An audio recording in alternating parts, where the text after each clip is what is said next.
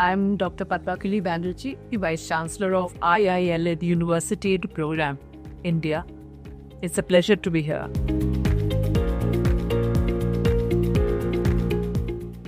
As a leader, I think first thing that comes to my mind is you nurture. So you nurture the young minds. You kind of collaborate with the stakeholders. You work with the government.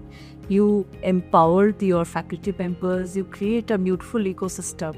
And that's where the growth happens. So the innovation, the sustainable environment that you can create and co-create for the youth of our country.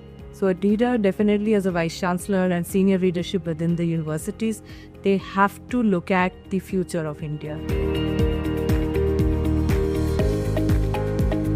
I think it is India, we are going to become the Viksit Bharat, like we talk about in 2047, but there are many baby steps and giant leaps that one has to take. So I think with that mindset of creating an ecosystem and environment of innovation where, you have the flexibility to design your own career path, where you have the right knowledge coming in, it is going to be very important. And when you talk about interdisciplinary, I think that's where the future is.